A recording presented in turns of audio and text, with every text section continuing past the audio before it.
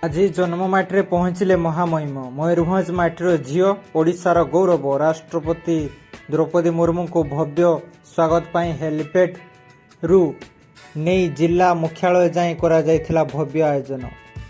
ଅବସର ଥିଲା ବାରିପଦା ଶହୀଦ ସ୍ମୃତି ଭବନରେ ଆୟୋଜିତ ସର୍ବଭାରତୀୟ ସାନ୍ତାଳୀ ଲେଖକ ସଂଘର ବାର୍ଷିକ ସମ୍ମିଳନୀ ଓ ସାରସ୍ୱତ ଉତ୍ସବ।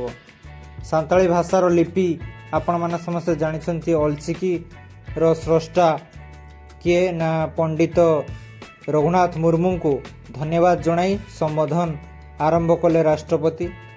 ସାନ୍ତାଳ ଭାଷାର ବିକାଶ, ତାର ପ୍ରଚାର ପ୍ରସାର ଓ ସାହିତ୍ୟ ସୃଷ୍ଟିରେ ଯୋଗଦାନ କରିଆସୁଥିବା ଲେଖକ ଓ ବିଦ୍ୱାନମାନଙ୍କୁ ସେ ସାଧୁବାଦ ଦେଲେ।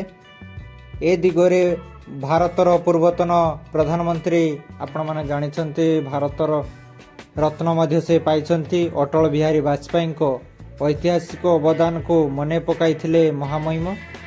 କହିଲେ, ନିଜେ ଓଡ଼ିଶା ସରକାରରେ ମନ୍ତ୍ରୀ ଥିବା ବେଳେ ସାନ୍ତାଳୀ ଭାଷାକୁ ସମ୍ବିଧାନରେ ସ୍ଥାନିତ କରିବାକୁ ଉଦ୍ୟମ କରିଥିଲେ। ବାଜପେୟୀଙ୍କ ଯୋଗୁଁ ହିଁ 2003 ମସିହା ଡିସେମ୍ବର 22 ତାରିଖରେ ସମ୍ବିଧାନର 8ମ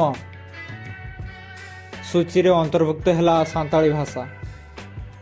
ଛୋଟ ପିଲାମାନଙ୍କୁ ପଢ଼ାପଢ଼ି ପ୍ରତି ଆକୃଷ୍ଟ କରିବା ବର୍ତ୍ତମାନ ସମୟର ଆହ୍ୱାନ ବୋଲି ମହାମହିମ ଆଜି କହିଥିଲେ।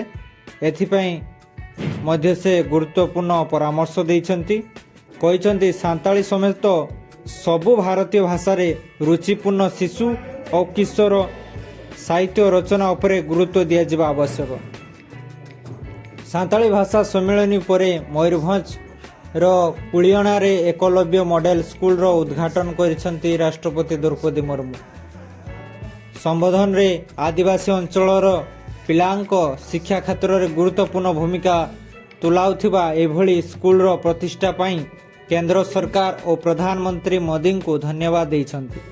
ଏହି ସଭାରେ ରାଜ୍ୟପାଳ ରଘୁବର ଦାସ, କେନ୍ଦ୍ର ଆଦିବାସୀ ବ୍ୟାପାର ମନ୍ତ୍ରୀ ଅର୍ଜୁନ ମୁଣ୍ଡା, ଆଦିବାସୀ ବ୍ୟାପାର ରାଷ୍ଟ୍ରମନ୍ତ୍ରୀ ବିଶ୍ୱେଶ୍ୱର ଟୁଡୁ, ମୁଖ୍ୟମନ୍ତ୍ରୀଙ୍କ ପ୍ରତିନିଧି ଜଗନ୍ନାଥ ସରକାର ପ୍ରମୁଖ ଉପସ୍ଥିତ ଥିଲେ।